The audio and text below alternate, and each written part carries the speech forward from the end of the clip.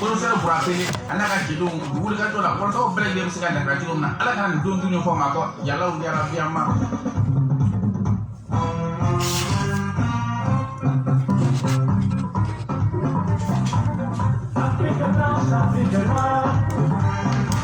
Donc, comment faire la maison au nucléaire, ben nucléaire, pour la voiture, on a pour la CBM. Bella de l'âme. Basé au nucléaire. Vous l'appelez nucléaire. Baliquet à nucléaire. Ma branquée. Donc, à ma faut voir ça. Ah bon? Oui, Salmané, oui. Ah bon? Nous, l'Assemblée générale à Cour Sénat, tu vois. Ah bon, ok. Balique, mais Canada. Ah bon? Soit un homme de Polophone Canada. Ok. Oui, le Militaire Coupe du Monde 2022. Ah bon? Le monde m'a soigné et nous va générer. Ah bon? Ah, ici, bon, son homme de d'ici, ok. On va la mettre au moins la nouvelle entrée grand. Moi, champion européen à mandat de là. Ah bon? On va nous la chance. Qu'on va nous la chance. Ah, il y a une là-bas, ça va. Le grand Barça. Non, c'est pas possible. C'est pas ça, on a dame de man. Moi aussi, je vais encore y m'en c'est pas possible. Hein? Bra, qu'est-ce que je vois, Nina? Non, déjà la Barça, déjà, voilà, tu vois. Eh, attends, Barça, c'est Messi. Hein? Odo. Jimmy Jackson. Le bon, il y a la Barça, c'est pas ah bon. On dit le appareil, il va faire Jimmy Jackson. C'est gâteau. Jimmy Jackson, c'est bon. Check up pub. Kaka fait le fond de la couleur.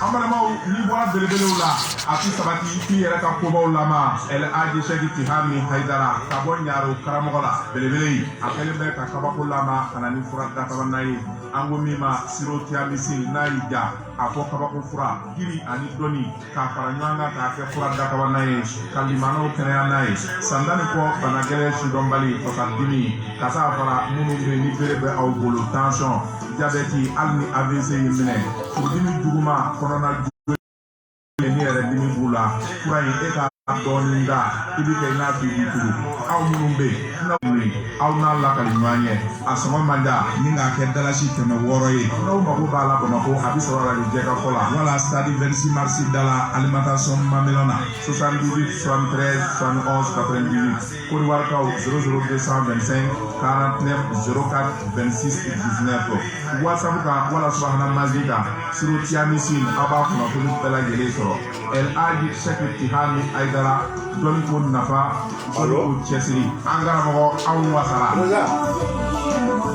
Il va d'où bien?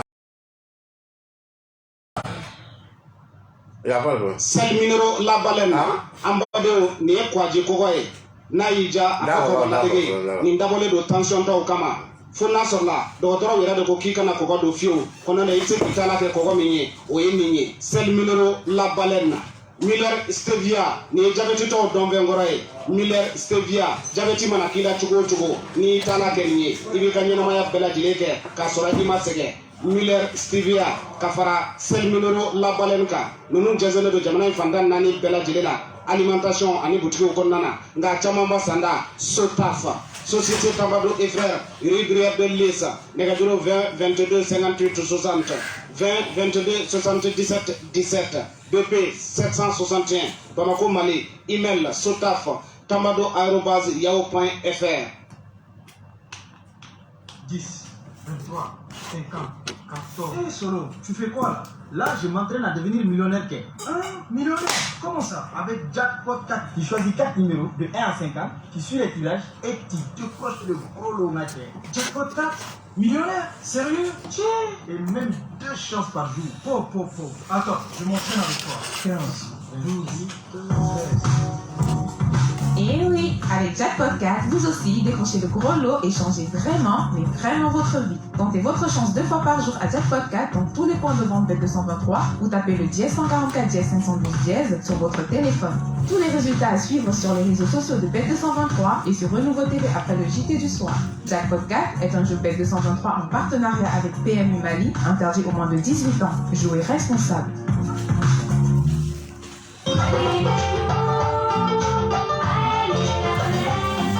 École de santé les Edjene hate matike ngana gonzan mami ne se la jara da ko se ga ko na la fiki ke a ko bo bila an bɛ don min na ko bi e kalanso kelen min tɔgɔ bɛ jamanadenw da o de ye école de santé les jeunes sabu n'i ka doctorat kalan kɛ cɛsiri ka ɲɛ sabu ka nin baara kɛcogo ɲuman lakɔlikaramɔgɔ minnu bɛ a ka jamana kɔnɔ diɲɛ fan tɔw fɛ nin bɛɛ lajɛlen sabatilen bɛ kilasi kɔnɔna dagabana minɛn olu bɛɛ lajɛlen bɛ a kɔnɔ théorique ni pratique nin bɛɛ lajɛlen bɛ kɛ aw ka kɛ matron dɔ walima médical la technicien laboratoire santé communautaire des walima walima wasɛrɛ bɛɛ lajɛlen sabatilen bɛ yen tɔgɔsɛbɛnw d'a ma ka ban a kana munumunu sɔrɔ kɛ a la maa o maa e de bɛ fɛ ka kɛ dɔgɔtɔrɔ jolen an ka jamana kɔnɔ wuli k'i boli joona joona ka se école de santé le jeli filɛ nin ye Banankabugu la dabo bɛ ka ɲɛsin wele mɔ mètre 500 au bout de tour de l'Afrique ni ɲɔgɔn cɛ site web www.complexegenie.org nɛgɛjuru 16 06 73 75 walima 65 91 42 79 école de santé le jeli an ko tare sababu kura. Cɛ ka pub k'a ka feerefɛnw lakodɔn.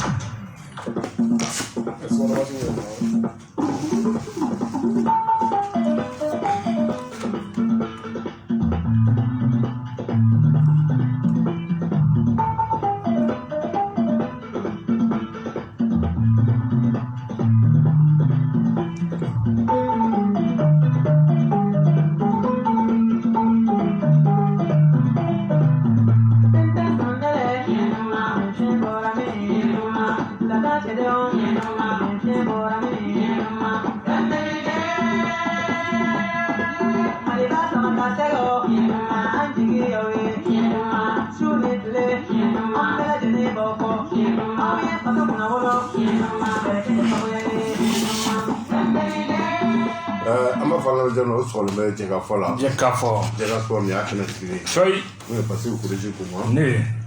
Bali Keyita. Awɔ. Ani Burapele ni an ka wulikajɔ sisan ale bɛ Tamani kunkolo na. Awɔ. Donc ale ma se ka kɛnɛ sɔrɔ bi sɔgɔmada in na. O don. Donc n'an donna kunnafoniw kɛnɛ kan. Awɔ. An b'a daminɛ ni sport dimanche kunnafoni. Bali sport dimanche kunnafoni dɔ. Ouais bro, sport dimanche kunnafoni n'an ka donna an b'a daminɛ ni an yɛrɛ ka kibo ye Avenir Banaba dɔgɔkun kɔnɔna la jeudi ye match regali kɛ contre FC Mala. Ni sɛbɛn ka sɔrɔ ka 7 ani 4 bolo donc Avenir Banaba labɛn na pour que ka se ka ɲɛtaga sɔrɔ cogo min na ko la Seydou Baba a ye kunnafoni d'an ma an b'a fo ani Avenir mɔgɔw bɛɛ lajɛlen fo nin wagati la. Donc n'an bɔra an bɛna Kopu Kogo Kanté après an ka to Banaba yali bi pour rappeler Banaba mairie a ka Kopu fana n hakili la 100 millions kunun a lancement o kɛra n hakili la lancement Banaba maire yɛrɛ pour rappeler n'o ye maire ba n'o ye Ousmane Bayi Senpara pour rappeler an n'a ka adjoint Banyame Senpara n'u k'a ma Lyon voilà olu ka wulikajɔ don Musa Sissoko Banaba Jele ale ye kibaruya d'an ma pour rappeler ne kunnafoni fɛn fɛn bɔra a la an n'o di Banabakaw ma Banabakaw bɛɛ lajɛlen sɔgɔlen don an na sisan radio belebele sanfɛ Banaba ye. Kurantibaga fana sɔgɔlen na karamɔgɔ Bajusi la donc an n'a ka kalandenw fana k'u bɛ k'a lamɛn nin wagati kɔnɔna na. Technicien Bakari Kulibali an ka foli b'a ye wa suwalikɛlaw ka ca Makɔnɔ Kulibali Seginɛ Sila directeur ba ye Abdoulaye Traoré. Abdoulaye Traoré d'accord an ka foli b'a ye an b'u bɛɛ lajɛlen fo nin wagati la. Donc Burama na commune kɔnɔna la Kopu Kogo Kanté première édition olu b'a wele ko Vision donc a tɔgɔ la Kopu première édition don an bɛ se k'a fɔ quart de finale match kɔni bɛ sen na. CMT ale ni FC Musa tun bɛ ɲɔgɔn na FC Musa ye sɛbɛn ka sɔrɔ CMT ka kelen ani Kanangolo donc kunu match min kan ka tɔ kun ye AS Police ale ni FC Lyon kun kan ka ɲɔgɔn sɔrɔ mais ko match bɔra a ma ko sababu kɛ ko jarabi dɔ tun bɛ yen donc o bɔra a ma bi dimanche la sa match mɔdi dɔ filɛ nin ye CMTC donc ale ni FC Malado olu bɛ ɲɔgɔn sɔrɔ waati fɔlɔ waati filanan FC Samake ale ni Académie de Sikoro olu bɛ ɲɔgɔn sɔrɔ donc ni mun bɔra la Jinɛ fo ka taa se Magalu ma olu kɛra ko lamɛnbaga la quart de finale là. Le quart de finale là, j'ai fait deuxième contre FC Samake. Ah ouais. D'accord, merci beaucoup. D'accord. Donc là, on a amené à un tas de rabouts fait, ouais, qu'à faire le coup fana dans le tour là, le mémorial. Le mémorial est adoré ça, oui, Daouda Bengali, nous avons les conjoints Terry, à la campagne là, donc à Terry là quoi. Sur Baba Fou Atassa là, comme tel a tout bel élément, donc j'ai un coup d'atour là, des éditions.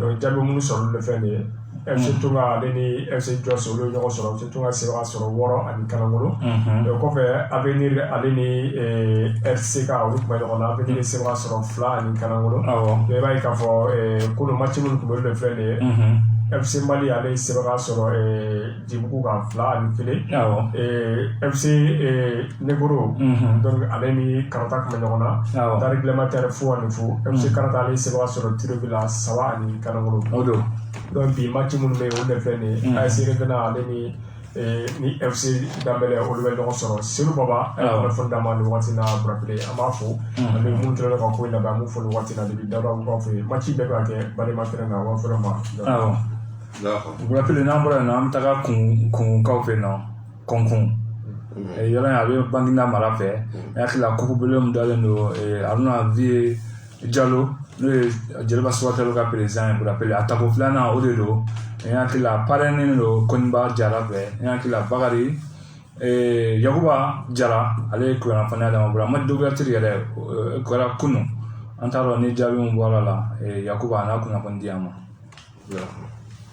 An bɛ to kunnafoni na parce qu'on a pas dit moi assemblée assemblée générale ko ka kɛ sɔgɔma wa bura assemblée ka assemblée générale ko ci la ma ba ko kɛnɛ kan mais an bɛ se ka mun fɔ bura i ye tɛgɛ sɔrɔ la ko mun kana kɛ bura effectivement o kɛra parce que Salmalais kɔni nin waati na u ba assemblée la ma ban mais sa cɛkɔrɔba kɔni ye supporter wele u taara donc ko bɛna tɔn kalifa sa chef de l'homme donc n'a sɔrɔ ni transition kɔnɔna de kun don fɔlɔ tun bɛ coordinateur général bon ne fɛla ko kun tɛ mais ne bɛ dugawu kɛ n'a kɛra ne bɛ dugawu kɛ siga t'a la Ala ka ɲa u bolo fɛn jɔla k'i cɛ ka na maloya a ka sala don ligi la n'o kɛra ne bɛ maloya o ne sala don ligi caman na ne tɛ maloya a fɔ ko de kun ka kana na donc mais a sera k'a kɛ a ka ne la maloya a k'i cɛ ka ne la maloya siga t'a la n'o kɛra fana sani ka ɲɛtaga bɔ la Mali fana ɲɛtaga bɔ la parce que n'a sera ka fɛɛrɛ bolo ligi de sanfɛ la non bura a bɛ faamu bura y'a fɔ ka da mun kan tiɲɛna i ko club fɛnɛ bɛ yen nɔ n'a b'a fɛ ka taga ɲɛ ou bien n'a b'a fɛ ka sankɔrɔta sɔrɔ bura ko mun président de ka sɔrɔ mun bɛ se ka financer bon o ye ballontan yɛrɛ taga olu b'a sɔrɔ ne ta ma n'a y'u ta ye mais an bɛ dugawu k'u ye Ala ka ɲɛ ka d'a i ma ka kuma a vice président ka kuma bɛ yan ne ka kuma b'a kɔnɔ a yɛrɛ ko fɛn tɛ yen wariko ye problème ye kuma bɛɛ sanga ni waati n'u bɛ bɔ commission africaine fara yen nɔ championnat ni fɛnw kan ko wari tɛ yen mais n'Ala nana n'Ala y'i dɛmɛ mais ko n'Ala y'i dɛmɛ k'i dɛmɛbaga y'i dɛmɛ donc Cheikh yɛrɛ a kuma ta dakuruya 2 ka sɔrɔ ka kuma di a ka vice président ma donc n'o ye Dirisa Li ale ye kuma min fɔ an bɛ taa technicien fan fɛ mun na. Bilan financé expliqué donc an sera ka min kɛ san 1 ni tila in kɔnɔ saison 2 ni ɲɔgɔn cɛ an bɛ ɲɛfɔ an bɛ kuma di Dirisa Li ma o bɛ kuma tɔ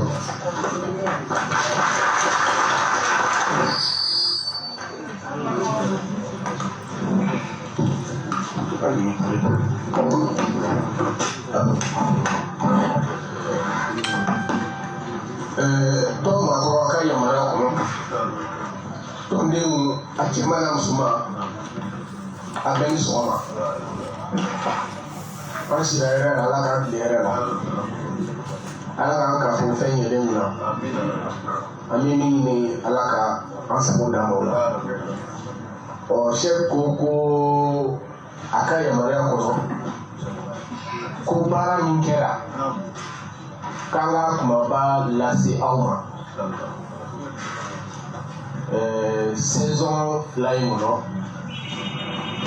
sango ta n'o taara camancɛ la ani min dafara bon ne bɛna min fɔ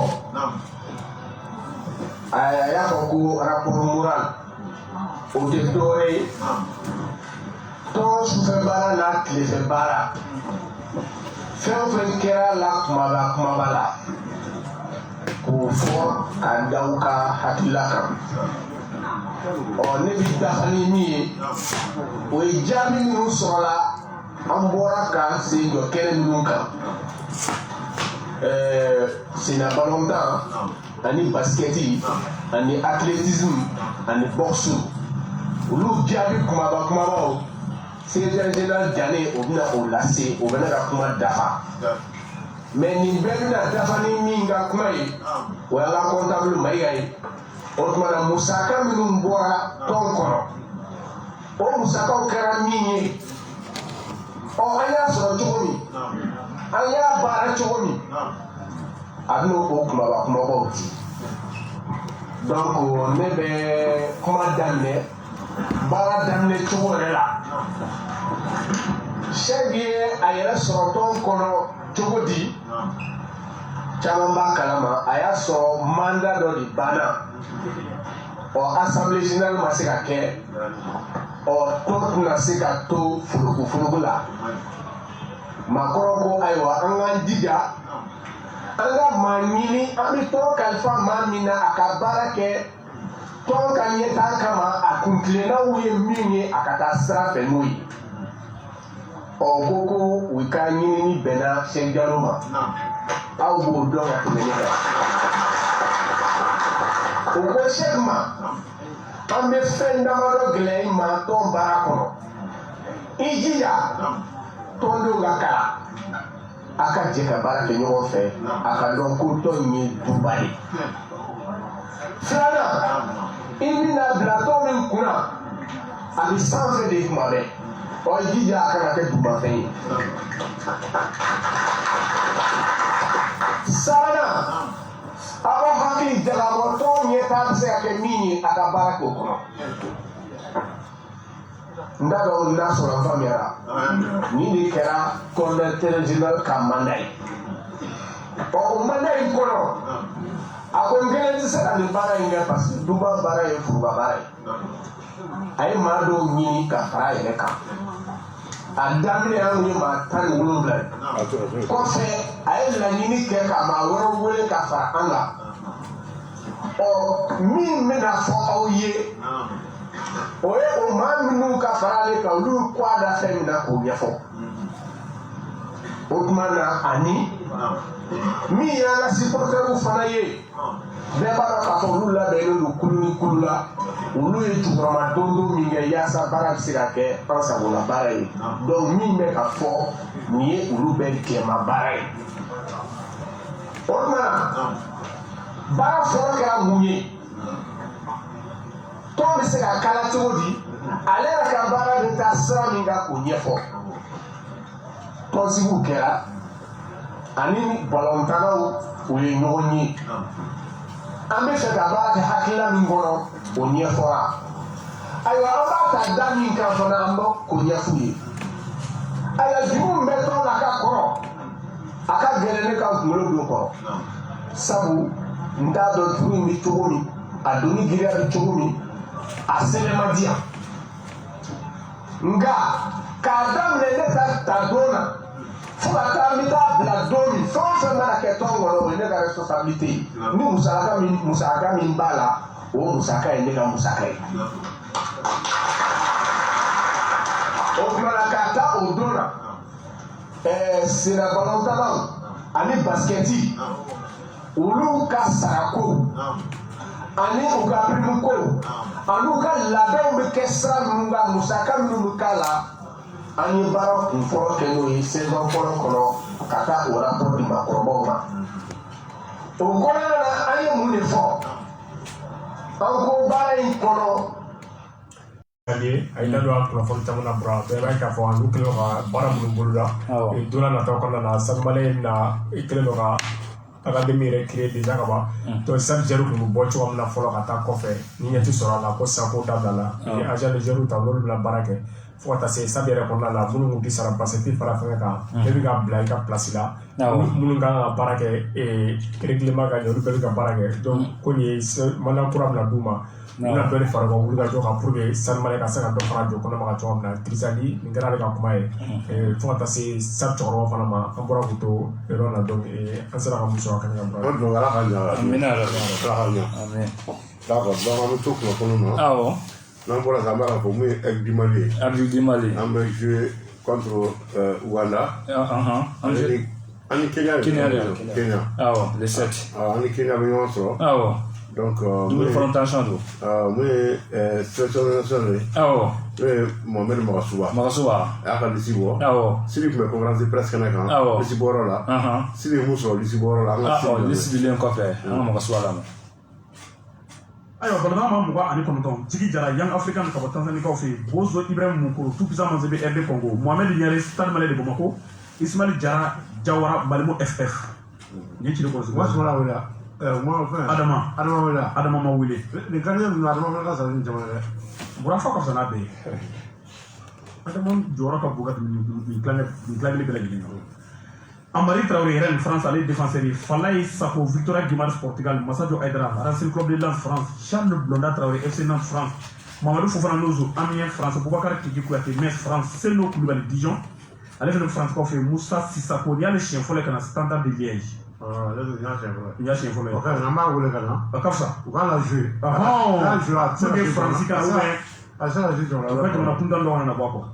Djadji Samasekou, Ofenem, Allemagne, Jamanakan, Cheikh Omar Dougouré, Racing Club de Lens France, Amadou Aïdara Doudou, Herbé Lebzik, Lassana Koulibaly, Saler Nitana, Mohamed Do Kamara, Erboul Sars Boulbo, Adama Traoré, Atay Sport, Turquie, Alou Djeng, El Ali, Badabra Alou Djeng, Kwame Gessan Romariko, 3 France, Yves Bissouma, Bricton Transport, Moussa Genepo, 150 tonnes, Yves Bissouma. Journée terminée en championnat anglais là, vraiment, je crois à Génie toucher le nous. Mais au Dieu, il n'y a pas de temps pour nous t'as pas voulu couper là. Quand tu es tout caoulé, quand tu es n'a pas séquence qui a été dit là, il va le camp. Alors, avec quoi faire Moussa Génie pour 150 tonnes, pas une magie bidou sur la carte, on fait pour qu'il puisse avoir sur le cap. Ça c'est du sabotage. N'y a pas de fois là. On dit que dans le monde nous parce qu'en calcul on a magie bidou bisaba. 3 billes au début, coup de dépasse décisif. Il a très décevant, catastrophique. Il a catastrophique. Pourquoi il dit là, moi je dis le côté de mais il dit le Moussa Doumbia, Rennes France, Adama Traoré, Tiraspol, Moldavie, vraiment, a peu de Kosoga, allez connaître, attaquant Kevin Joui, Vizela, allez quoi faire, Ibrahim Kone, Salzburg, El Bilal Touré, Rennes pour aller faire boire banana avec Kalou Damarwa, à Banano, allez le bec à Sey Toulouse pour casser ça. Beba kalama die beba do ka mangene o fono bilisi la no fono masego be no masega ju o fono place pili bi ko o de ka mo be tilo ko sila ni me bidu bolo na bana to wuli puntu ba ko fene fo Khalifa Koulibaly Khalifa Dia c'est Nantes Khalifa c'est retraité tali bura ana foka do ko ibu nyefa ka che fono wana mo ko tere jamana kuru Mohamedou Dougouré Nim alors ma mo ga an ko no to rebu may leni do alors moi moi mo soa nous c'est national ah bon. Conférence de presse Kenaka, je m'en vais aussi du micro là. Ah voilà, mais nous allons voir ça. Pour faire le match du Ben aller contre Kenya, nous le Congo, Jamana Saba nous de Jamana Kenya. Parce que le temps c'est un nouveau équipe nation futilité parce que Ben Afrique a beaucoup de monde. Alors que comme les tirages que là on a fait, Jamana nous citoyens de attitude, en parle de attitude, en plan anglophone aya ka programme mais mo jamaya ka ko bon wala mais en techniquement on va ko kelele pourquoi parce que quand je attitude ga we pour le bali nous nous tina ka wala attitude fara na kana sur le mai au vrai pour le bali donc ça veut dire que les mali qui on sait que vous dans le jeu qui sont au Sénégal donc voilà avant la pour la ko dans le tout le monde est kelele et là en le match un jeu match tellement bon le bec clair ka ko mari bi sigi bo ka te ka fa 0-3-0 a ça que mais match mon rappelle normalement physiologiquement nous c'est ça là déjà plus tard normalement à match nous paye au derrière que ce soit ici ou ailleurs parce que physiologiquement au deux terrains les ressources naturelles c'est pour favoriser le monde mais au Béla on a un climat na technicité enfin le faire même la 5 ans même pas ton équipe sont non sous coronation ou d'alentour quand on se retrouve là quand sur un match waso tenir quoi là en gagnant contre Rwanda en tant que résultat mais résultat mamba parce que condition monétaire match d'état en ce cas c'est au bout de temps au terme donc en même minimum c'est mieux quand voyager quand équipe en principe là ou marron pour que on soit en barake kanya mais entre tanni kanti chamane parce que ya ni ay Hassan en bel diminution en bel on fait ça on fait damana non et on veut tout à l'avance déjà chaque match on dit ah il faut 6 points ne ou le faire il faut qu'on soit modeste modestie il y a quand on va tout on a devoir le dollar on a pas tout à fait bien quoi les durant des canaux quand Algérie le match de l'ouest pour les championnats publics ya comment Égypte le match de l'ouest titre chamane boulot il faut la modestie, d'avance, les matchs sont gagnés. Aucun match au monde ne gagne d'avance. Même si tu joues contre le dernier du championnat. Ahmad le gagne le dernier du championnat le premier bois. Mais pourquoi on m'a dit d'affaires, non, on m'a dit ah non, c'est fini, les 6 points. Bon, on a 6 points sur un 10 millions encore. On bloqué à Befli ça, à Nico n'est pas foudé. Non, vraiment, franchement, il faut qu'il y ait encore patience, sérénité. Bon, moi, je vois un mouvement. Qui est vraiment à moi, mais en bas, qui est un peu fan.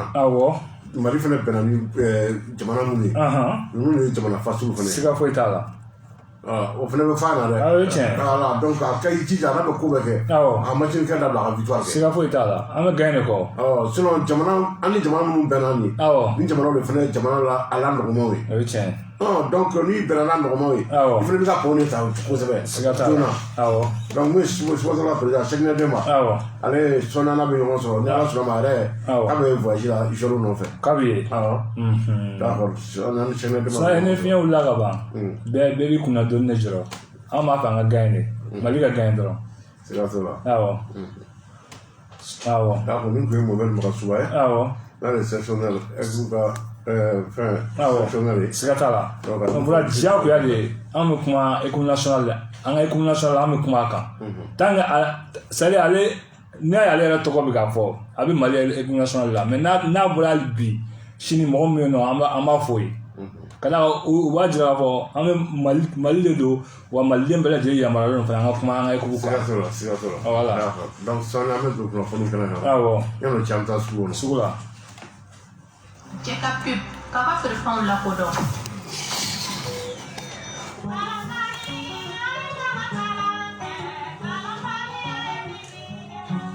Complexe scolaire assistant boli ko bɛɛ lajɛlen ka to a ɲɛdɔnbaw ma Jalakɔrɔji a n'a lamini nin ye ekɔliso belebeleba ye min n'a dayɛlɛlen bɛ aw ye kabi den ɲɛni b'a fɔ moyen bamuna kɔnɔ jardin d'enfant moyen petit ani gana a bɛɛ lajɛlen bi sɔrɔ ye fɛn min ye kalan daminɛw ye premier cycle ka taa bila second cycle la nin bɛɛ lajɛlen bɛ complexe scolaire assistant boli kɔnɔna na o dɔrɔn tɛ fɛn min ye kalanyɔrɔ ye a dilannen bɛ k'a cɛ ɲa ni k'a kɔnɔ fɛrɛ ekɔlidenw an'u mansaw bɛ se ka lafiya cogoya min na denmisɛnnin mago bɛ tulonkɛfɛn minnu na fɛn min ye soni gɛlɛn bɛ ye yanfari ma nin bɛɛ lajɛlen bi sɔrɔ complexe scolaire assistant boli kɔnɔna na mɛtiri jolenw talen bɛ minnu yɛrɛ n'u ka kalansira n'u ka dɔnniyaw u sɛbɛnnen bɛ tubabu ekɔlisow la minnu b'u bilasira ani minnu bɛ u ka kalan yɛrɛ bɛɛ lajɛlen kɔlɔsi an bɛ don min na ko bi tɔgɔsɛbɛw olu tɛmɛna ekɔliden kura fara kɔrɔlen kan jardin d'enfant premier cycle ani second cycle o bɛɛ lajɛlen bi se ka kɛ k'a daminɛ 8h ka taa bila midi la ani 14h ka taa bila 18h30 la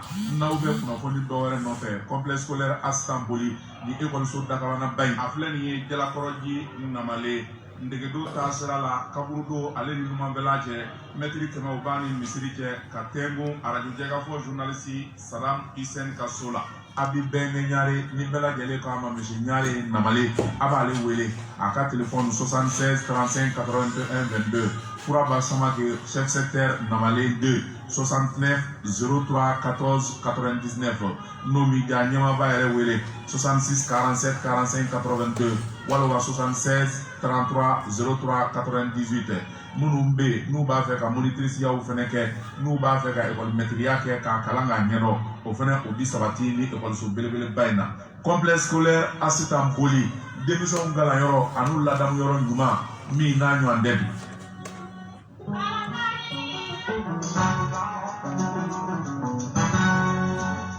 Librairie de la réussite kalan tɛ kɛ abada ni kalankɛminɛnw ma dafa aw ka kalankɛminɛn ko o jɔrɔ o banna a ye wuli a k'aw jigi sɛmɛ Isa Mayiga la sabu a taara kɔngɔn fan kalan kan ka kɛ ni minɛnw k'a bɛɛ lajɛlen ɲini ka bila aw ɲɛ den a don kalan na fo ka taa fɔ k'a ka kalan o kuncɛra fondamentaux jardin d'enfants min ye secondaire lycée ka taa bila université ni minɛnw bɛɛ lajɛlen bɛ sɔrɔ yen janko a ka livre minnu bɛ n'aw de kɔnɔna fililen bɛ a ɲini na collection flamboyant collection Joliba Horizon d'Afrique dictionnaire Larousse ale ni Robert plan 6 quoi o ye comptable jatekɛlaw olu dɔn fɛn kɔrɔ o y'o ye OADA lexique économie calcul quotidien syllabaire collection Siam Top chrono guide biologie et bio baccalauréat malien. Resus anglais tout de suite 90 jours. Les bigonoton minier anglais kasika donc à Donakari. Anal brochure à serifon fait ababala de sur la table.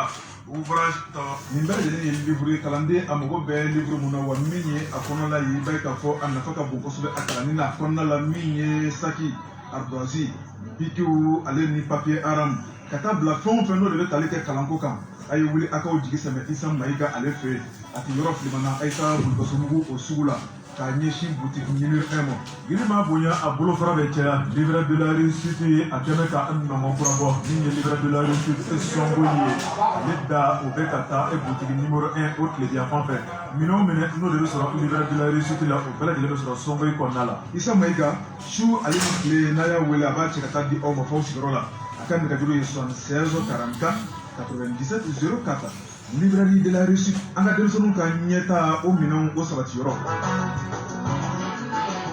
sel minero labalen na an badenw nin ye kwaji kɔgɔ ye n'a y'i ja a fɔ kɔgɔ ladege nin dabɔlen don tension tɔw kama fo n'a sɔrɔla dɔgɔtɔrɔw yɛrɛ de ko k'i kana kɔgɔ don fiyewu kɔnɔ de i tɛ se k'i ta la kɛ kɔgɔ min ye o ye nin ye sel minero labalen na Miller stevia nin ye jabɛtitɔw dɔnfɛn kɔrɔ ye Miller stevia jabɛti mana k'i la cogo o cogo n'i y'i ta la kɛ nin ye i b'i ka ɲɛnamaya bɛɛ lajɛlen kɛ k'a sɔrɔ i ma sɛgɛn Miller stevia ka fara sel minero labalen kan ninnu jɛnsɛnlen don jamana in fantan naani bɛɛ lajɛlen la alimentation ani butikiw kɔnɔna na nka caman ba sanda Sotaf Société Tabado et Frères Rue de Lissa nɛgɛjuru 20 22 58 60 20 22 77 17 BP 761 Bamako Mali email sotaf tamado@yahoo.fr.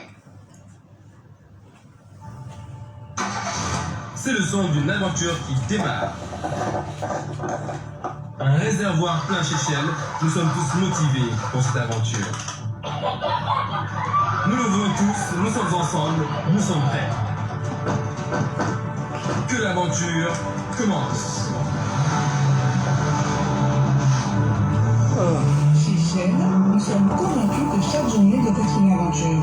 Chaque aventure commence par la bonne quantité de nos carburants de qualité supérieure. Rendez-vous dans notre station-service Shell la plus proche, obtenez la quantité pour laquelle vous payez et démarrez votre aventure. Shell, Sikatala. Go well.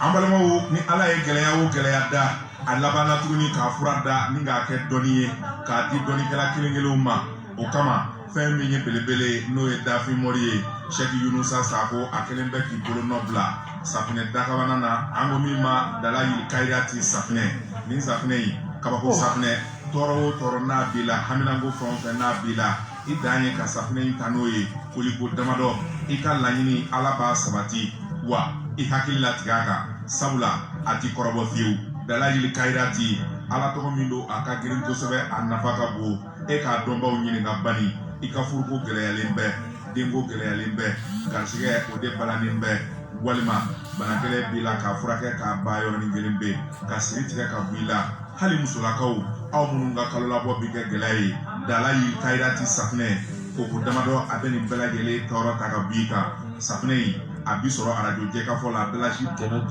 dɔrɔn don Sɛki Yunusa Sako dafin mɔri dɔnni ko nafa ko ɲɛta wa i ni dɔnni i ni nafa i ni ɲɛta.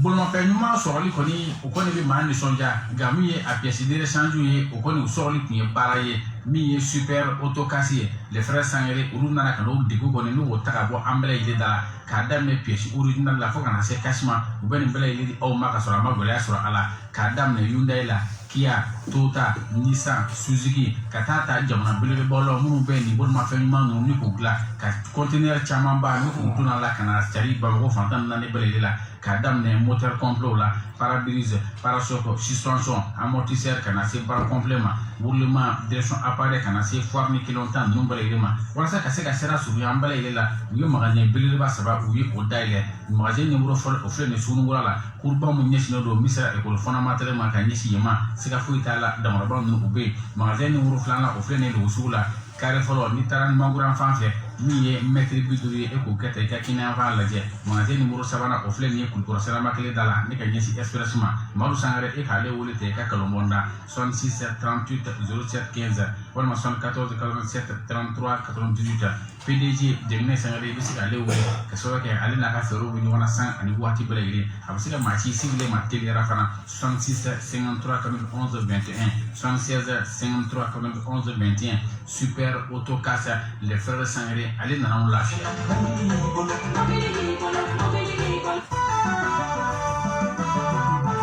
An balimaw n'i bɔra belebelew la a ti sabati f'i yɛrɛ ka kobaw lama El Hadji Cheikh Tihami Haidara ka bɔ Ɲaro karamɔgɔ la belebele a kɛlen bɛ ka kabako lama ka na ni fura dakabanna ye an ko min ma siro tiamisin n'a y'i ja a fɔ kabako fura jiri ani dɔnni k'a fara ɲɔgɔn kan k'a kɛ fura dakabanna ye ka limanaw kɛnɛya n'a ye san tan ni kɔ bana gɛlɛn sidɔnbali fasadimi ka taa fara minnu bɛ ni bere bɛ aw bolo tansɔn jabɛti hali AVC y'i minɛ furudimi juguman kɔnɔna joli minnu bɛ yen ni yɛrɛ dimi b'u la fura in e k'a dɔɔnin da i bɛ kɛ i n'a fɔ i b'i tugu aw minnu bɛ yen n'aw sagotaw yɛrɛ la siyɔrɔ la musolakaw ka bana gɛlɛn kɔnɔna joliw ka taa fara règle douloureuse kan bana sidɔnbaliw dabaliw ko o ko n'a y'i kamana gan fana na e k'i jigi sɛmɛ nin kabako fura in na n'o ye El Hadji Cheikh Tihami Haidara bolonɔ ye o dɔrɔn tɛ minnu bɛ yen ni furudimi b'aw dɛsɛ ka sun n'i tora ka fɛn min ye sunkalo ye i b'o bɛɛ lajɛlen sun kunkolodimi disi dimi kaba ka taa fara ɲɛko kan hali kɔnɔja banbali bɛ aw minnu na aw da ye diɲɛ don o don sɔgɔma tile fɛ ani wula aw ka verre ɲɛya kelen min aw n'a lakali ɲɔgɔn ye a sɔngɔ man di ni k'a kɛ dalasi 600 ye n'aw mago b'a la Bamakɔ a bɛ sɔrɔ la nin jɛgɛfɔ la wala stade 26 mars alimentation Mamela na 78 73 71 98 Wariwarikaw 00 225 49 04 26 19 WhatsApp kan wala subahana manzi kan siro tiamisin a b'a kunnafoni bɛɛ lajɛlen sɔrɔ El Hadji Cheikh Tihami Haidara dɔnni ko nafa dɔnni ko cɛsiri an karamɔgɔ anw wasara.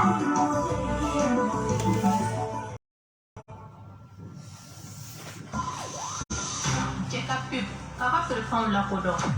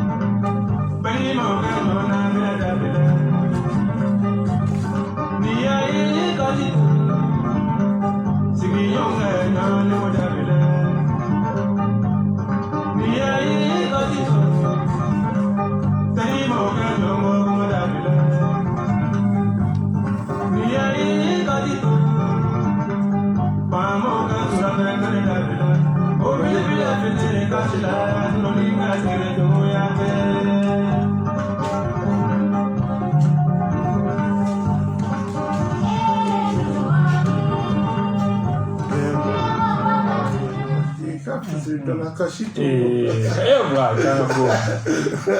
hein?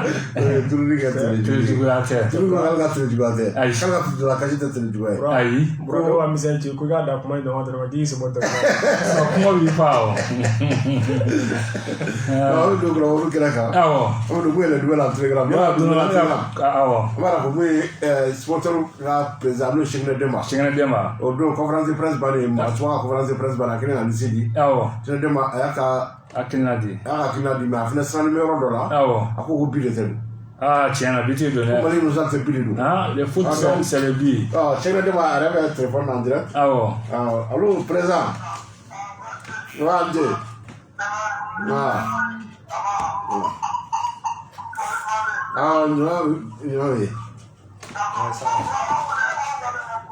ala menenu after tsunami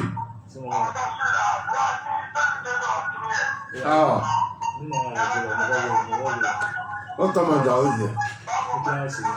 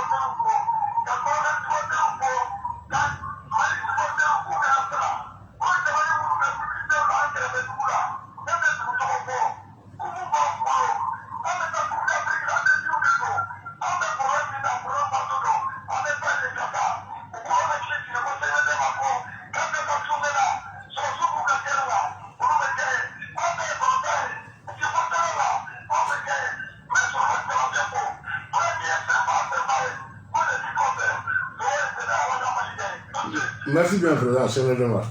Nous, c'est le devoir, maman. Awo ka kuma fɔ vendredi jour fo mɔgɔ saba ka y'a mɛn donc bi bɛ n'ala sɔnna bi bɛ don zen na a bɛ ka don an mago bɛ bi la ale football c'est bi mais bura kana fɔ mɔgɔ saba dɔrɔn dɛ n'a gɛrɛla jɔn fana ka ci fɔ zéro fana ye tiɲɛ na donc hali lɛ k'u sen ladiya ci tiɲɛ yɛrɛ la club fara équipe nationale quoi a bɛɛ on t'o fɔlɔ fɔlɔ mun ye le nouvel entraîneur n'an sɔrɔ le nouvel entraîneur an b'a la fɔ mun ye Manchester United dɛ wa jɔntɛna mun bɛ n'a tɔgɔ Donny van de Beek ni hollandais don o bɔra agence de la ka na Manchester la o kɛra a si bɛ san 24 na alors kɔni sɔrɔ ne ye Delimel k'o de waati na ko jɔntɛna nin ka a kɔnɔ gannen don Manchester la kosɛbɛ mun na de a ka temps de jeu k'a ka dɔgɔ ko donc a laban mois de janvier nata k'a bɛna ɲini ka bɔ Manchester United la donc a fana bɛ ka ne y'a bɛ ka temps de jeu ɲini a bɛ fɛ ka jouer Pays-Bas fɛ coupe du monde de la 2022 Qatar o de ɲɛbila baara a bɛ k'o ɲɛ sigi donc a ko a ma nɔgɔn Manchester y'a ta agence à 39 millions d'euros o de don a la n'o ye coupe du monde tous les 2 ans projet min don n'o ye Arsenal entraîneur fɔlɔ n'o ye Arsène Wenger ale ka projet de don mais nin waati in na a bɛ ka mɔgɔw sɔrɔ minnu bɛ k'a dɛmɛ a ko la kosɛbɛ n'o ye France fédération président ye n'o ye Noël Le Gras ye o ko fɛn ko idée nin k'a ka d'ale a ka di ne yɛrɛ a ka ne fɛnɛ o de y'an se ka participer coupe du monde na maa caman ka sɔrɔ san 4 a ka jan Noël Le Gras ye a ko nin k'a possibilité k'a bɛ se ka kɛ Noël Le Gras ye k'a ka d'ale a ka di ne yɛrɛ mun ye Manchester United dɛ u ka entraîneur n'o ye ole Guna wa taga min n'a tɔgɔ Edison Cavani waati na Edison Cavani a joli bɛ ka gɛlɛya n'o ye Espagne kulɔrisɛn n'o ye El Nacional o ko ko Florentino Perez Real Madrid président ko wulilen b'a nɔfɛ nin waati na Edison Cavani mun ye Daniel Sturridge anglais don a si bɛ san 32 la a taara tun bɛ taa Lyon Sport de la Turquie mais a ye gɛlɛya sɔrɔ club la parce que a yera Paris Sportif la donc jugement kɛra a nɔ yera Polo la donc a tun bɛ club t'a bolo fɔlɔ mun ye Daniel Sturridge san 32 a ye club sɔrɔ a y'a sɔrɔ Australie u ka tɔn bɛ n'o ye Perte Glory a y'a signé attaquant guinéen min n'a bɛ jouer clairement n'a tɔgɔ Mohamed Bayo n'a joué san 23 la a y'a ka contrat prolongé jusqu'en juin 2024 vraiment mun ye Angleterre mun ye autorité britannique u ye kunnafoni kɛ n'o ye anglais ka jamana ɲɛmɔgɔ ye u ko u ni club k'u bɛnna ko la mun ye les internationaux étrangers minnu bɛ jouer ka jamana fɛ ko n'u bɔra ka taa jouer ka jamana fɛ n'u seginna k'u tɛ bila quarantaine na ko u bɛ se k'u ka match tan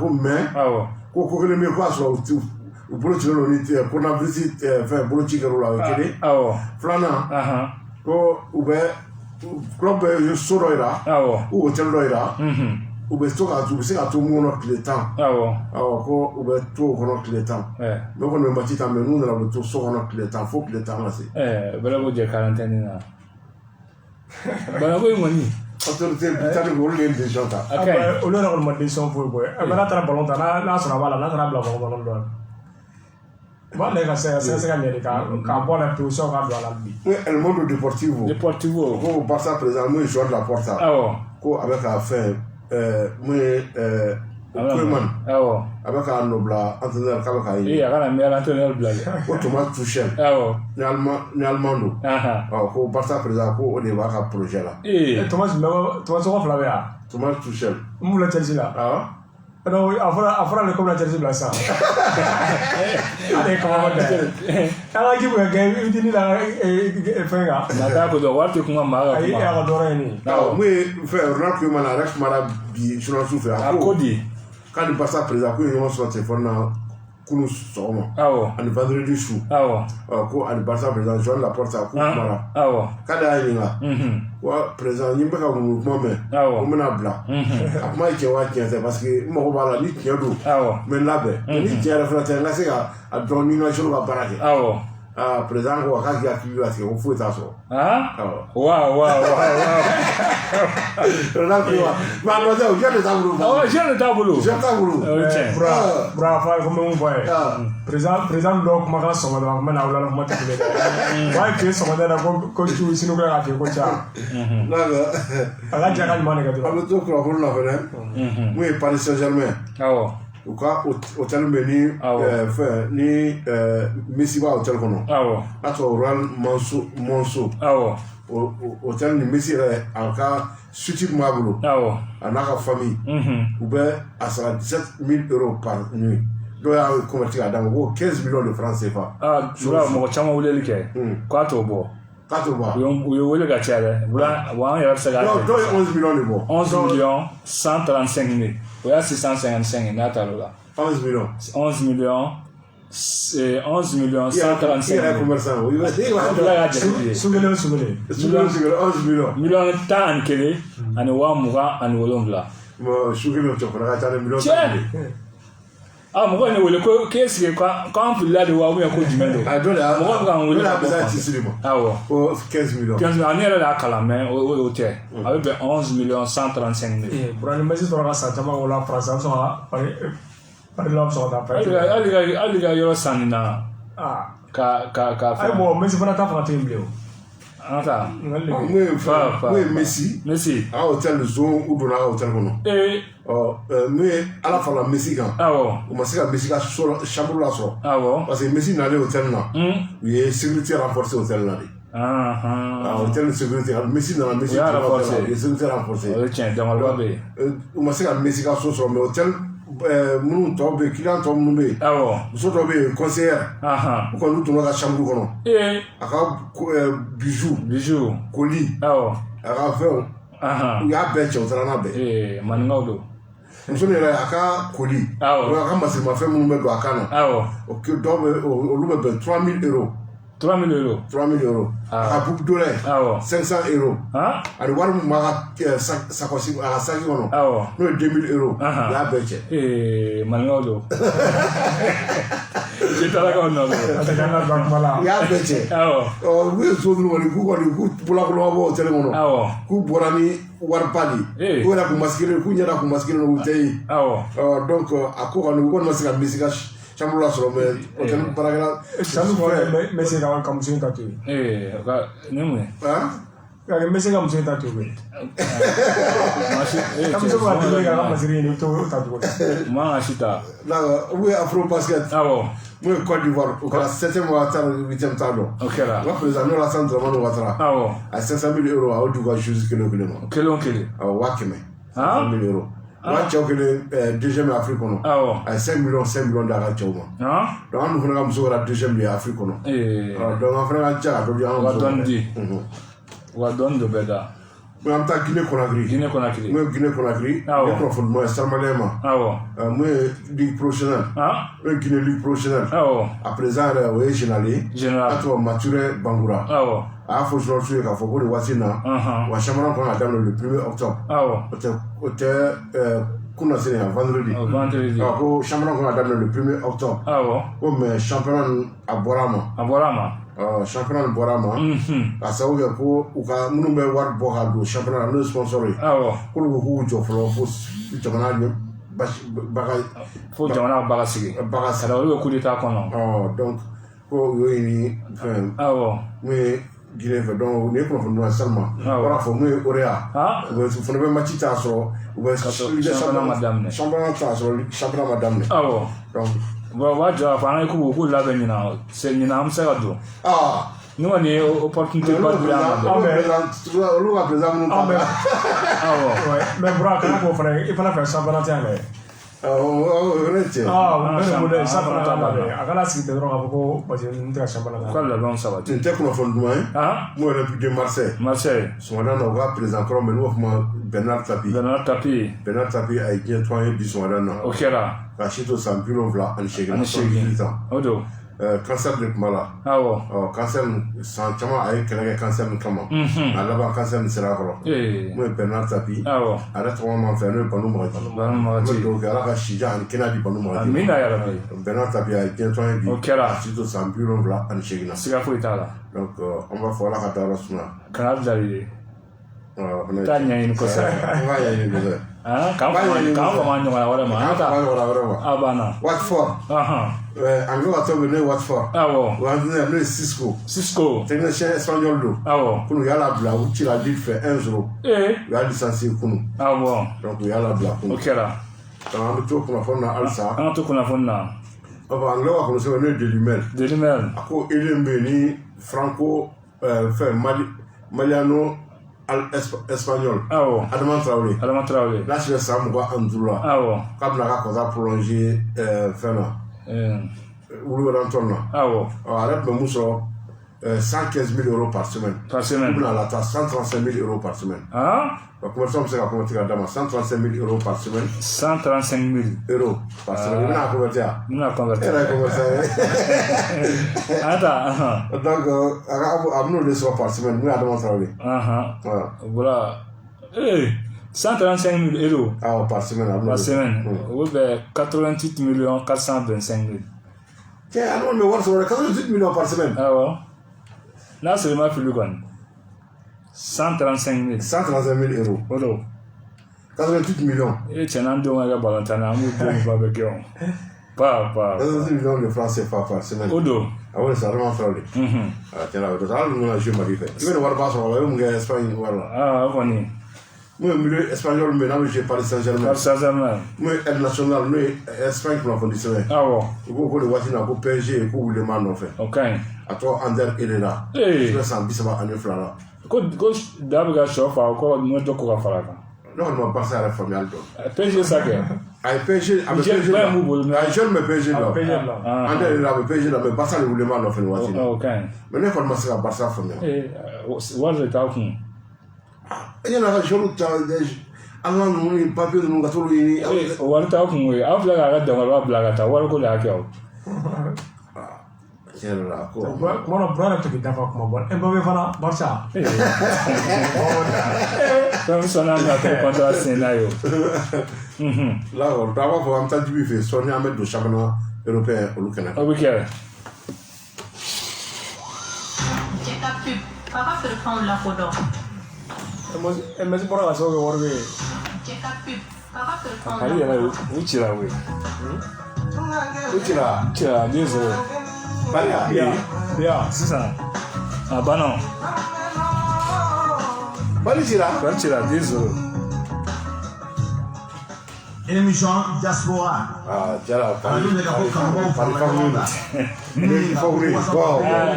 Kali jara wa ko cɛ.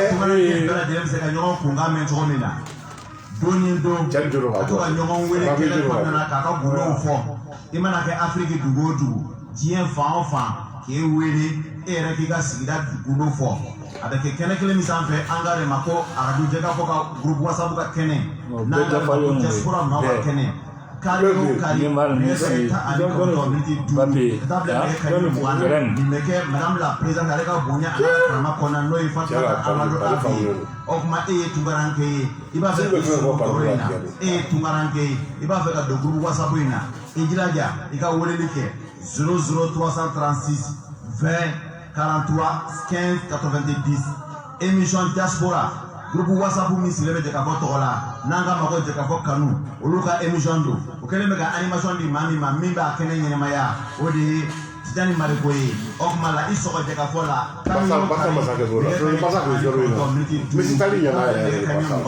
walasa k'a ta tunkaranke maaw yɛrɛ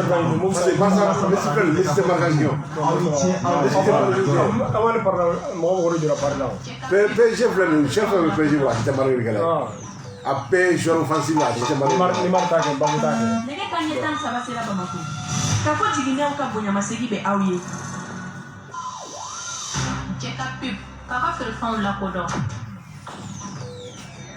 Teflecha te dɔnbagana ni te minbaga bɛɛ bɛnnen don a kan ko Teflecha de ye a dan ye tew la sanada jagokɛla de bɛ nisɔndiya n'a ka tɔnɔ sɔrɔli ye nka sannikɛla ka wasa ni tɔnɔ kun ye fo tew la dankɔrɔba Teflecha a tamasɛrɛ ye kalakisɛ de ye a feerebaga a sanbaga a n'a minbaga bɛɛ lajɛlen ni nisɔndiya Teflecha k'a dilan k'a lasago ka diya kɛ ani tɔw cɛ danfara ye k'a sɔngɔ nɔgɔya wa a feereta bɛ yɔrɔ bɛɛ Teflecha hey a foronko kelen kɛ i ka nkalon bɔnda. Cɛ ka pub k'a ka feerefɛnw lakodɔn. Eh oui, c'est la rentrée sur les bouquets Canal+. Et pour permettre à vos enfants de se préparer pour ce moment important, Canal+ vous met à disposition une toute nouvelle chaîne, Nathan TV. Nathan TV, c'est la chaîne 100% éducative destinée aux élèves du primaire et du secondaire avec tous les jours des cours de 13 ou 26 minutes pour apprendre, réviser ou consolider ce qu'ils ont déjà appris. Ce n'est pas tout. Chaque cours est présenté et expliqué par un professeur entouré des 9 élèves. Une véritable classe à la télévision. Canal+, toujours plus proche de vous.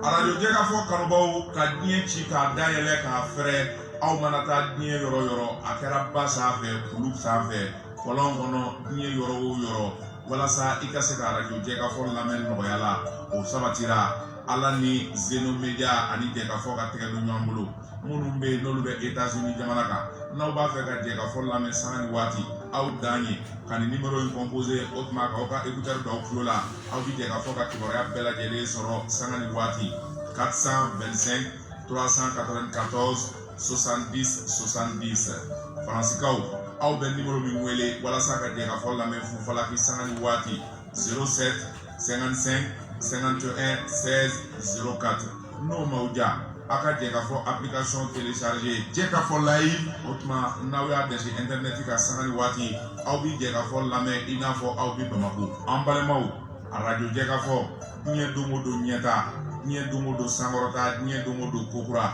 Ala ni radio Jɛkafɔ n'a dɛmɛbaw n'o ye Zeno Media u ka tɛgɛ di ɲɔgɔn bolo diɲɛ bulonba dayɛlɛla aw ye o tuma lamɛnni ɲuman o de bɛ aw bolo n'o tɛ kuma ani jɛmukan duman su ani tile sanga ani waati o y'anw ka ci ye.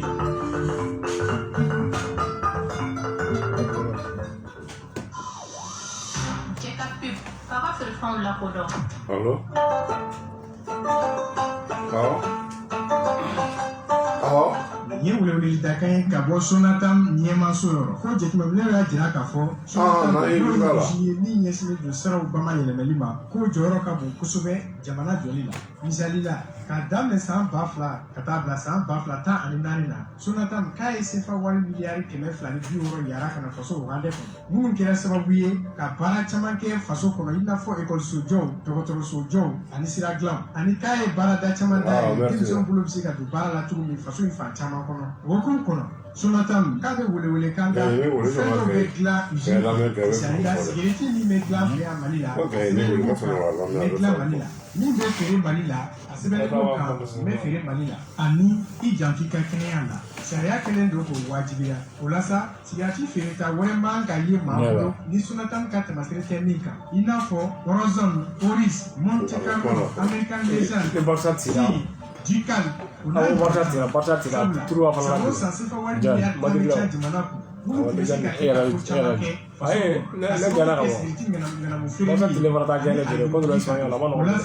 Sonatam ɲɛmayaso ka gendarmerie kan polisi nationale ani ko tigilamɔgɔw k'u b'a da bɛɛ lajɛlen tulo kan ko sariyakisɛ bɛ yen ni o ye loi numéro 10/033 min taara juin kalo tile 12 san 2010 o bi alamandi bi kan k'a daminɛ CFA wari 50,000 ka taa bila miliyɔn 10 na o kɔfɛ i bɛ se ka datugu k'a ta san 1 ka taa bila san 5 kaso la ni sariya batobaliya kɔlɔlɔ dɔ ye denmisɛnw ka baara sɔrɔ gɛlɛya ani jamana ka sɔrɔ nagasili ye o tuma Sonatam ɲɛmayaso kiiritigɛlamɔgɔw ka fara finitigilakaw kan u ko faamuyali ko ɲuman faso den bɛɛ lajɛlen k'o sɔrɔ ni welewelekan ye.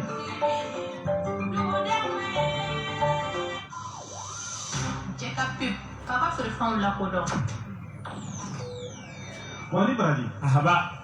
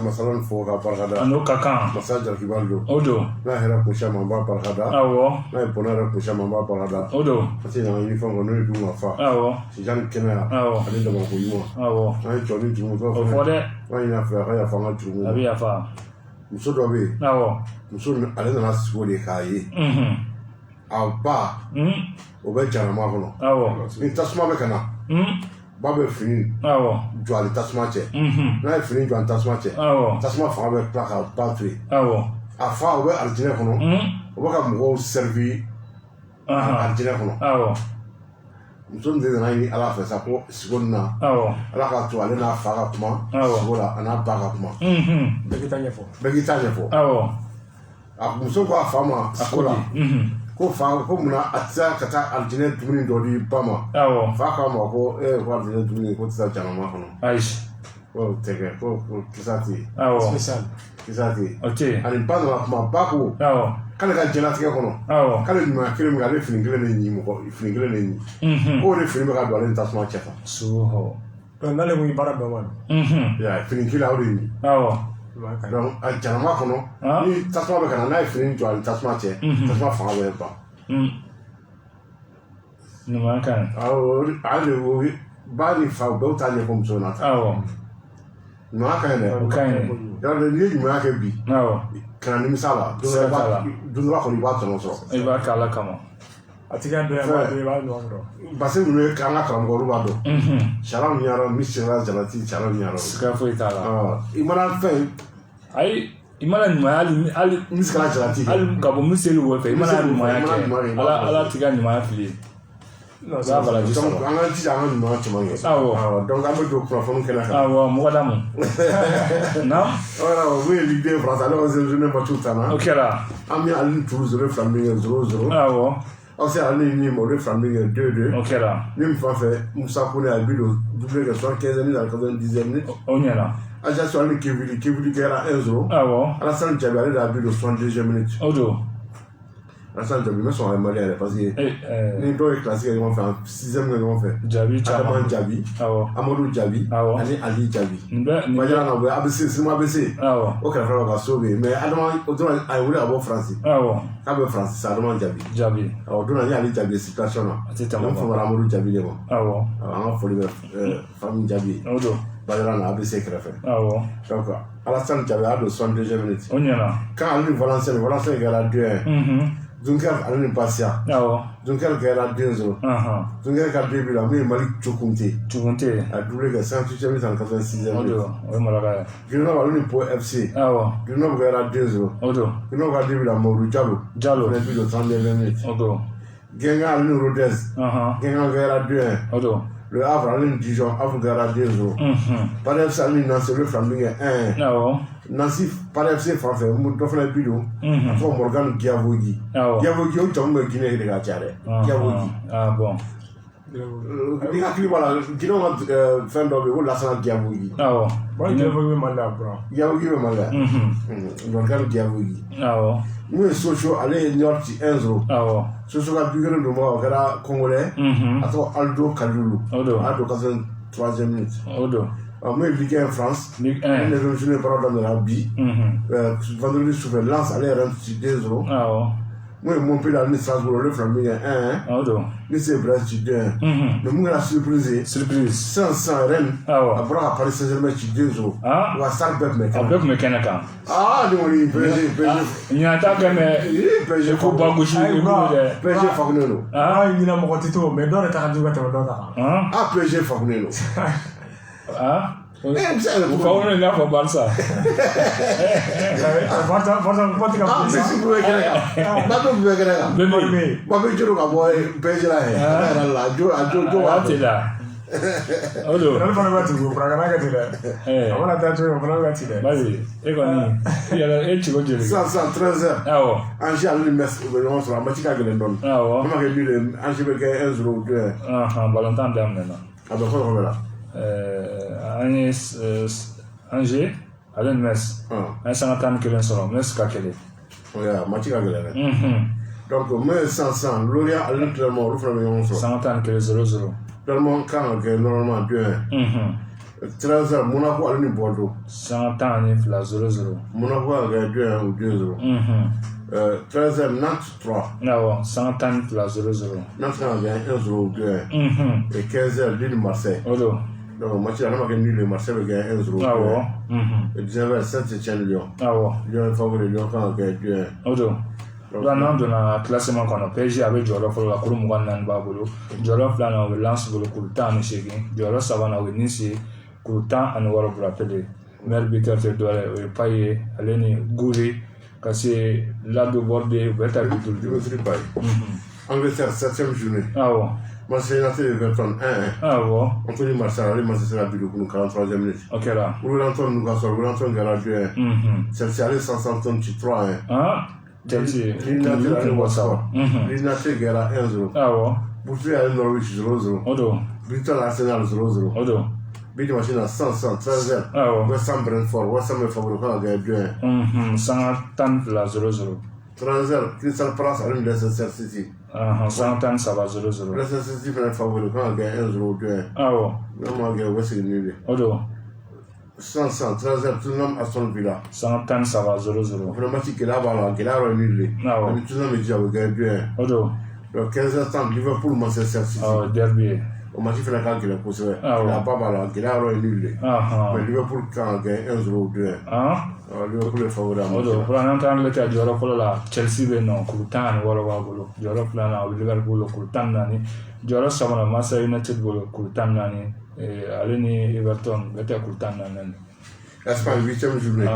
Voilà, meilleur buteur oui Antonio. Aleni Vardy, Kassim Mohamed Salama, Bidou Doulen de bolo. D'accord. Espagne 8e journée. 8e journée Espagne. Atletico Bilbao à la veste. Bilbao gagne 1-0. Odo. Osasuna allait à la Volcano 1-0. Odo. Real Madrid Levante, Real Madrid gagne 1-0. Odo. Cadiz Valence 0-0. 0-0. Atletico Madrid FC Barcelone, Atletico Madrid gagne 2-0. C'est là. Thomas Lemar. 23e année, Luis Suarez, 44e minute.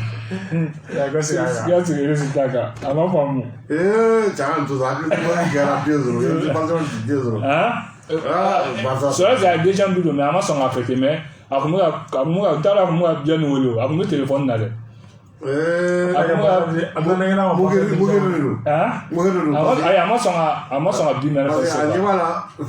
Vangal na leo ya la blaza.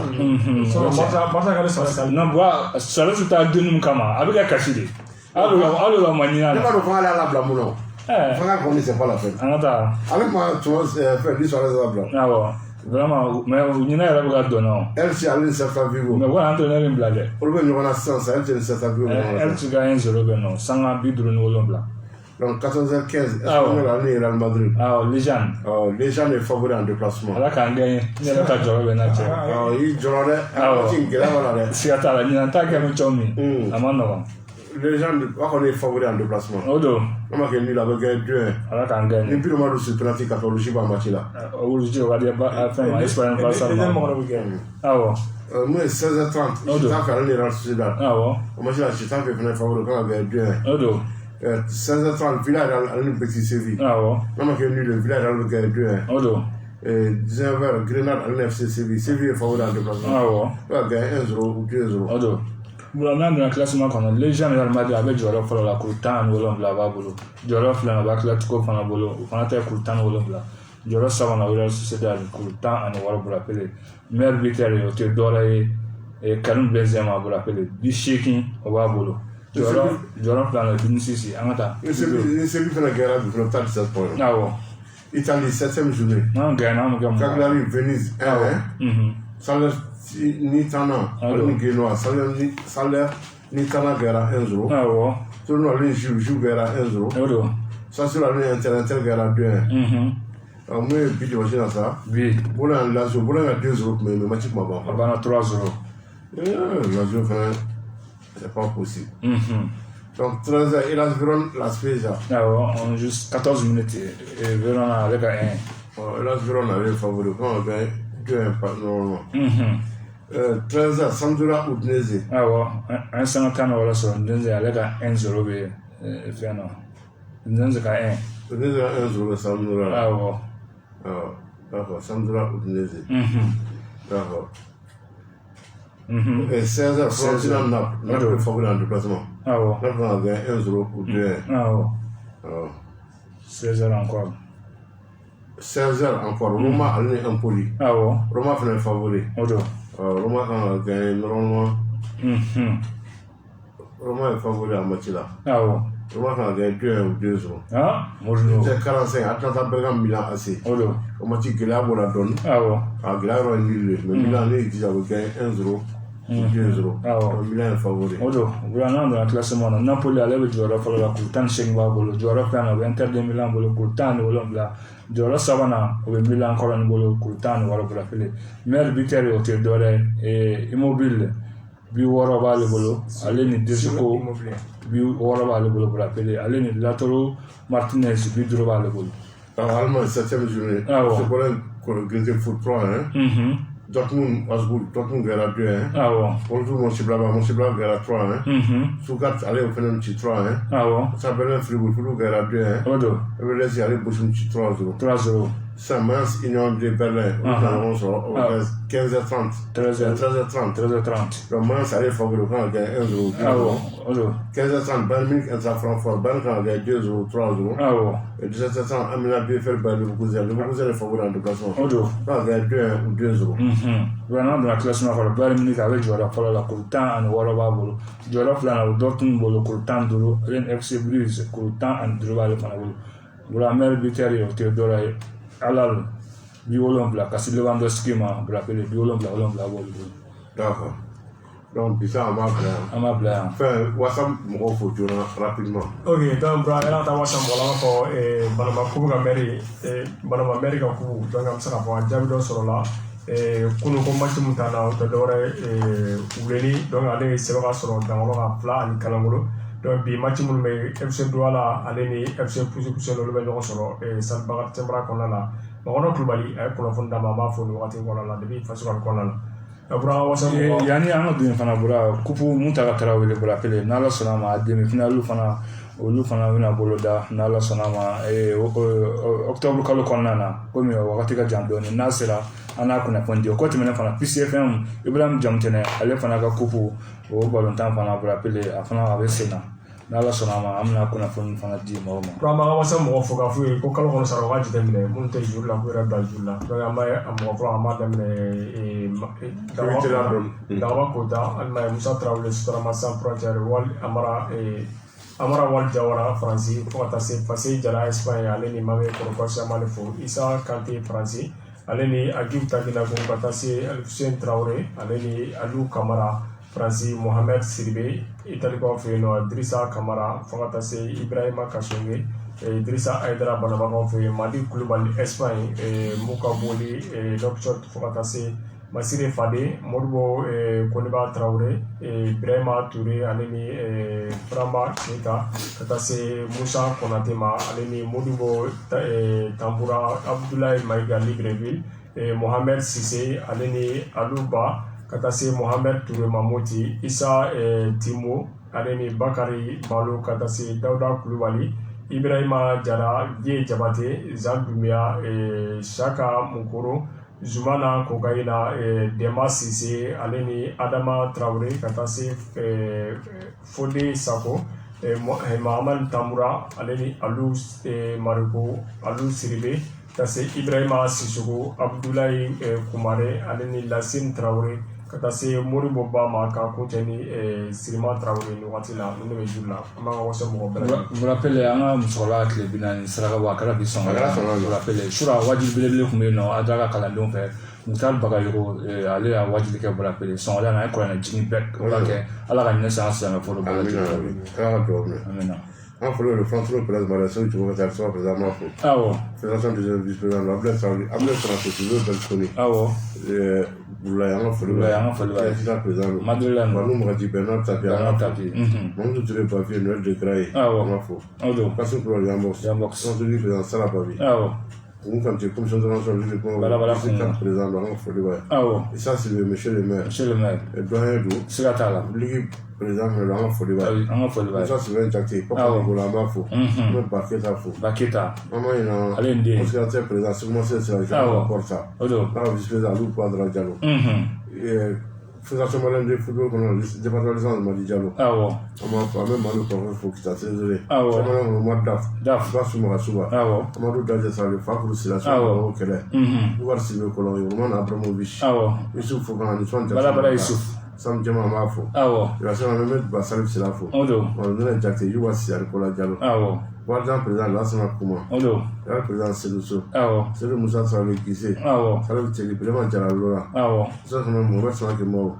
Colonel Anga Foliway. Colonel. Moi, ça va président Chengel de Mamafo. Le président Passila. Le président Lamafo. On va dire que Mme Diallo Yuma Kamara. C'est beaucoup de Gouetaniens, c'est ça, du Mamafo.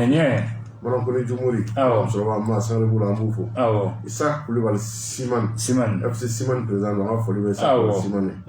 Dans le bien président pour Simane Sissé, les aliments de président Facila, appui sur le comité de président. En Polo Almami Malubalo, voici la dernière méthode sur cela.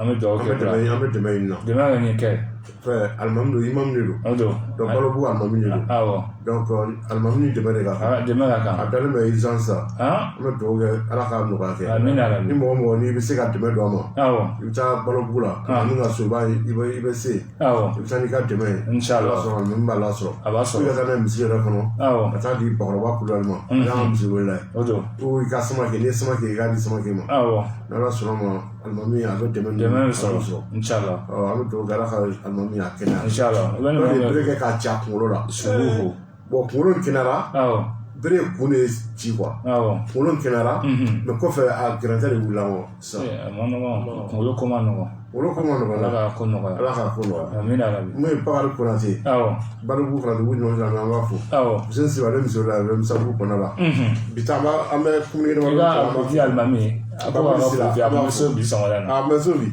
ko a folo ba mo risila je jacté ba so so va se comme en 500 logements Almami a boire pour la mo folo la mo be watu ko na ta ku dana communiquer ko Ibrahim Diallo na se me shigoro na ko adene tuna no Nememu Diallo Nememu Diallo asile sanwolo vla no la apa Mamu Diallo bora so na uma na ko so la